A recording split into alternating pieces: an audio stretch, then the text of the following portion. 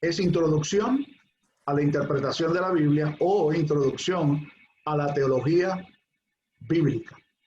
Y vamos a tocar en esta primera lección, el día de hoy, lo que entendemos que es básico y fundamental. Como ustedes ya han leído, cuando ustedes leyeron la parte que corresponde al Pentateuco, uno de los autores decía que el Pentateuco representa el fundamento, la zapata, decimos acá en Puerto Rico, sobre el cual se construye un edificio. Y podríamos decir lo mismo cuando nos referimos a la Sagrada Escritura. La manera en que nosotros nos acercamos al texto sagrado va a establecer el fundamento, la base sobre la cual nosotros vamos a construir el resto de la experiencia nuestra. Yo recuerdo en una clase de un servidor en el seminario hace muchos años, se imaginarán ustedes, el profesor, aquel profesor de teología, cuestionaba la autoridad de la Sagrada Escritura. Y yo no tenía esa visión de la Biblia. Para mí la Biblia era la palabra de Dios. Todavía lo es, por la gracia de Dios. Pero en ese momento ese profesor trataba de poner en tela de juicio esa visión de la Biblia. Y yo recuerdo que yo fui a compartir con un pastor viejo con el que tenía mucha confianza y al que le tenía muchísimo respeto.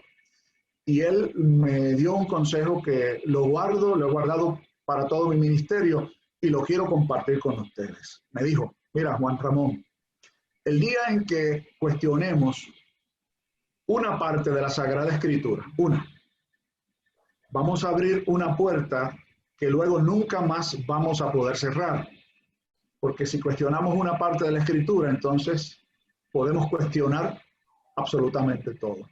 Así que por esa razón, mi consejo, mi exhortación a ustedes a tomar en serio el estudio de la palabra del Señor, por lo menos en lo que respecta a un servidor como su profesor.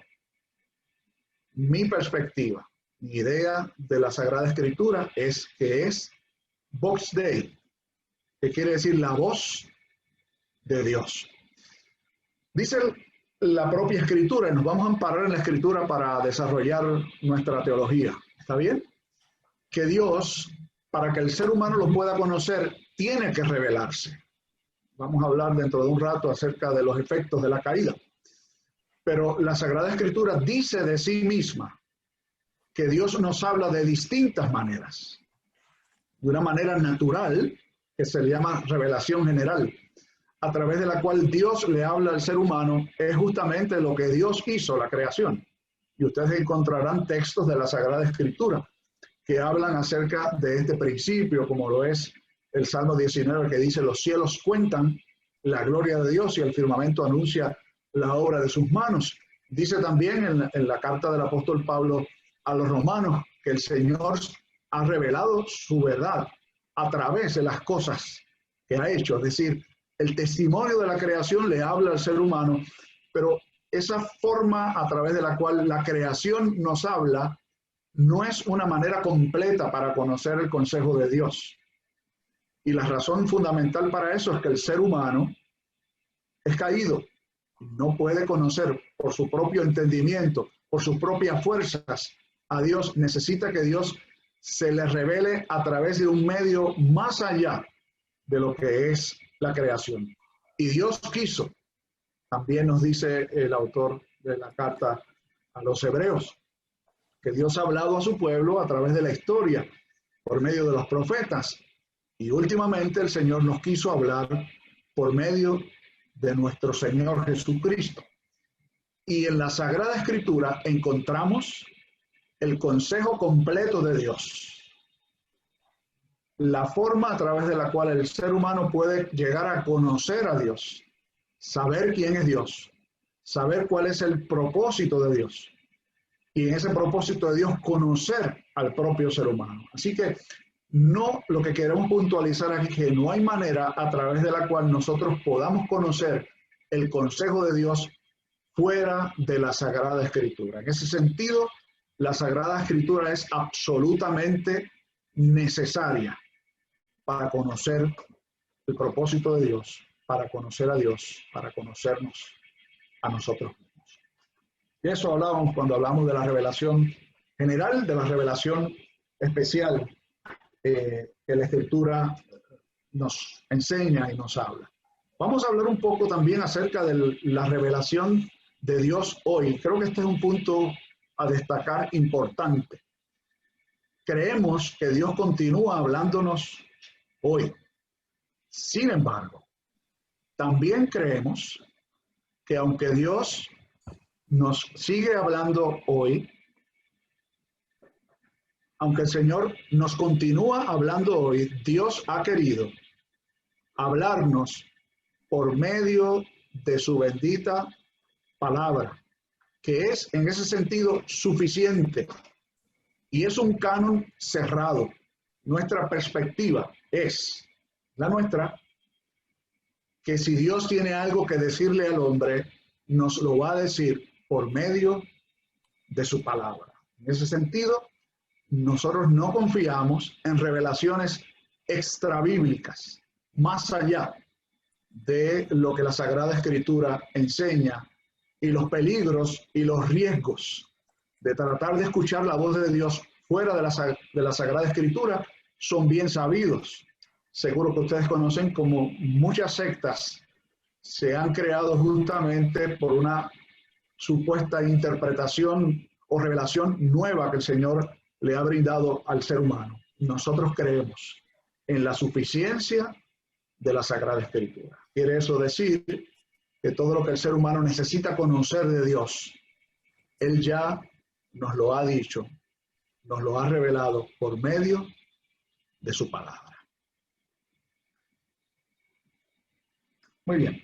Ahora vamos a tocar el tema de la historia de la interpretación o de la revelación de la Sagrada Escritura. ¿Cómo ha llegado hasta donde nosotros la palabra de Dios? Creemos que Dios le habló a su pueblo en el Antiguo Testamento antes de hablarle por medio de Moisés, quien es el autor o al menos el recurso principal para el Pentateuco, Escritura. Antes de Moisés, Dios le hablaba a sus hombres, a los patriarcas particularmente, se les revelaba y les dejaba saber cuál era su propósito, su fin. Dios llamó a Abraham, Dios llamó a Isaac, Dios llamó a Jacob, hablaba con José a través de sueños. Pero más tarde Dios quiso que a través de Moisés el recuento de su obrar con su pueblo, desde el Génesis hasta el Deuteronomio, nos vamos a referir al Pentateuco aquí, se pusiera por escrito. A esa porción de la Sagrada Escritura, el pueblo israelita lo conocía como la Torá, o los 5 libros, que originalmente era un solo libro, dividido en 5.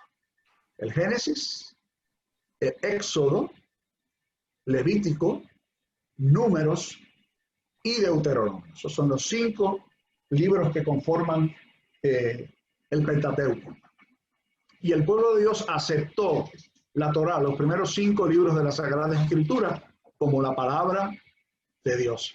Eventualmente Dios continuó comunicándose con su pueblo a través de los profetas.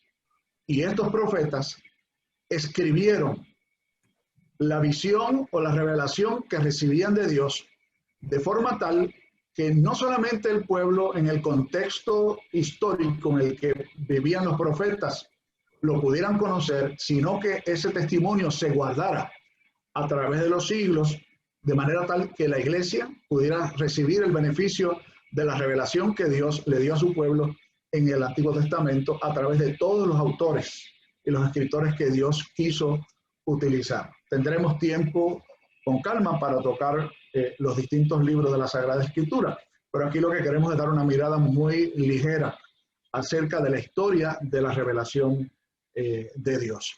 En el Nuevo Testamento, lo que se conocía como el pueblo de Dios y más tarde la iglesia del Señor, aceptaban como palabra de Dios todo el Antiguo Testamento que nosotros tenemos, que nosotros conocemos.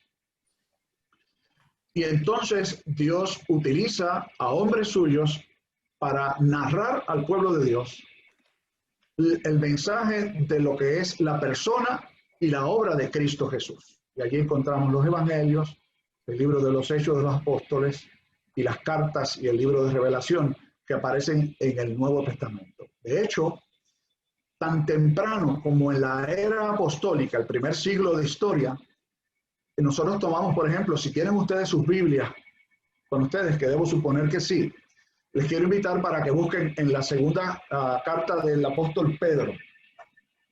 Segunda carta de Pedro, el capítulo 3. Y allí vamos a leer 2 versículos. Y quisiera que alguno de ustedes, el que levante la mano, tenga la bondad de compartirlo. Repito, segunda carta de Pedro, capítulo 3, versículos 15 y 16. Si pudieran levantar su mano, no sé si el hermano Luis Hernández. Si alguien levanta la mano, por allí, yo creo que Luis Hernán, sí. Adelante. Gracias. Lo voy a leer de la Reina Valera contemporánea. Esta versión, ¿ya? Segunda de Pedro 3, versículos 15 al 16. 15 y 16, exacto. Tengan en cuenta que la paciencia de nuestro Señor es para salvación. Tal y como nuestro amado hermano Pablo, según la sabiduría que le ha sido dada, les ha escrito en casi todas sus cartas, donde habla de estas cosas, aun cuando entre ellas hay algunas que son difíciles de entender y que los ignorantes e inconstantes tuercen, como hacen también con las otras escrituras, para su propia perdición. Fíjense que Pedro se refiere aquí a los escritos de Pablo como parte de las escrituras. Se las incluye. Fíjense que él se refiere a las otras escrituras, asumiendo entonces que los escritos de Pablo, la iglesia muy temprano los reconoció como palabra de Dios. Algunos quieren o pretenden, ¿no?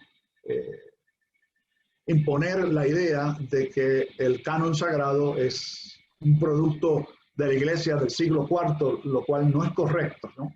Esto es parte de un proceso que se venía desarrollando y, como acabo de afirmar, la iglesia muy temprano, en el primer siglo, iba definiendo lo que era la palabra del Señor, que Dios inspiró a través de los profetas y los apóstoles, como dice Pablo en su carta a los Efesios, ¿no? Dios quiso establecer el fundamento de la iglesia a través de los profetas y los apóstoles, que terminaron su misión, su labor, representados allí el Antiguo y el Nuevo Testamento.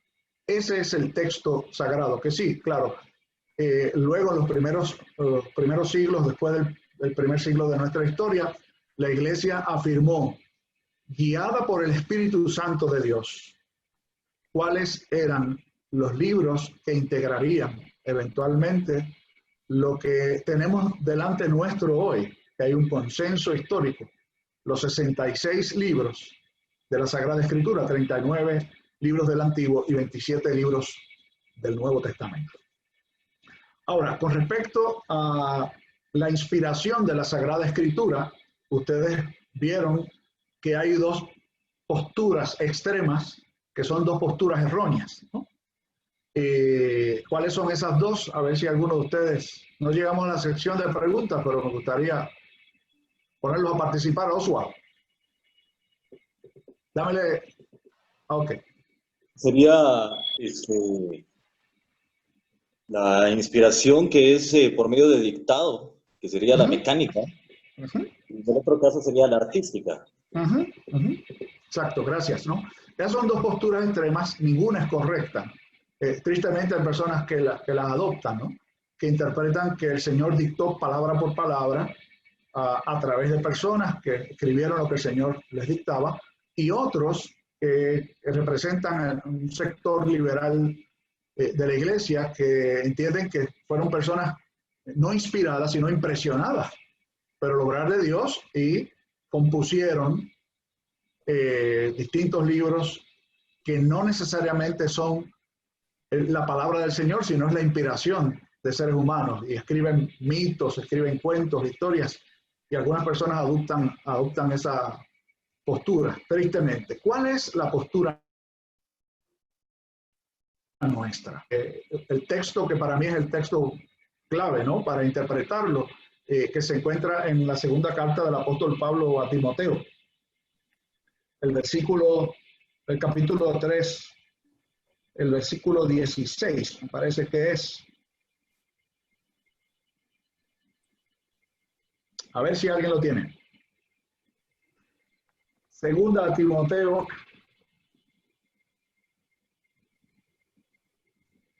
Si alguien puede levantar la mano, de memoria, creo que deberíamos saber. Sí, lo pueden, exactamente, sí.